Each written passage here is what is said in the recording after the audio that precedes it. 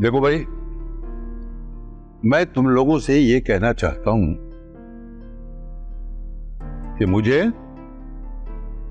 और तुम्हारी मां को दोनों को हमेशा जिंदा नहीं रहना। एक ना एक दिन इस दुनिया से चले ही जाना।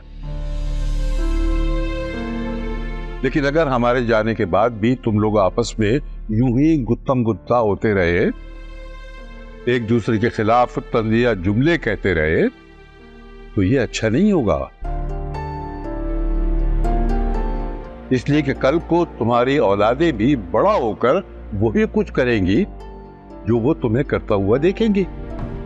लिहाजा हम जब भी तुम्हारी आपस में कोई नाइत्तफाकी देखते हैं तो हम बिठा के तुम्हें समझाएं। लेकिन अब मियां, हम में से किसने नाइत्तफाकी की है?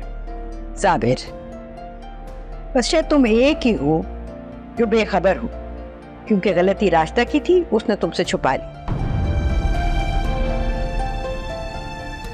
मगर अब ये माजरा मेरे सामने का है और इसलिए मैंने यही मुनासिब समझा कि मैं तुम्हारे अब्बा मियाँ को बताऊं कि वो तुम लोगों को बिठाकर समझाएं, बताएं तुम्हें। अब्बा मियाँ, मेरा कोई कसूर नहीं था। आप चाहे तो अम्मा भी से पूछ लें। और अम्मा भी, समझने की जरूरत भी सिर्फ राशिदा भाभी को है, समझाने की जरूरत तो और बहुत सौ को भी है। आखिर हुआ क्या है, कोई मुझे बताएगा भी? राशिदा, क्या हुआ है? बात यह है साबिर कि मैंने जो कुछ भी कहा ना, बिल्कुल ठीक। ये इन्हीं लोगों की बदनजरी है जो मेरे बेटे की सारी खुशियां खा गए। चुप करो राशिदा।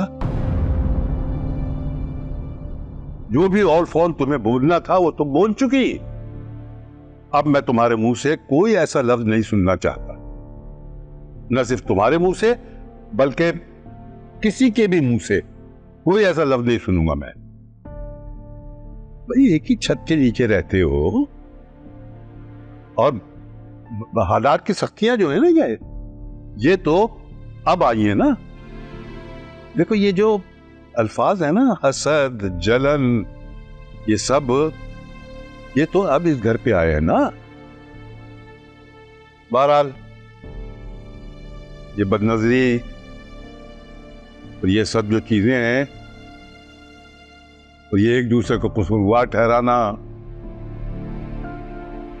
जहर खोलना एक दूसरे के लिए, ये मुनासिब नहीं है।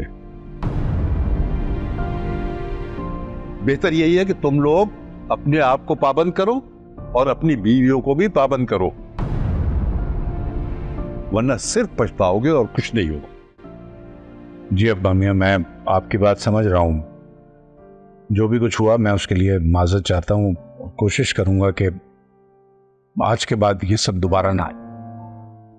ठीक है, मगर बिल्कुल ऐसी कोई हरकत नहीं करनी कि जिसकी वजह से कोई घर में फसाद पैदा हो। समझ गए ना? समझ गए तुम भी? बेशक तुम भी याद रखो।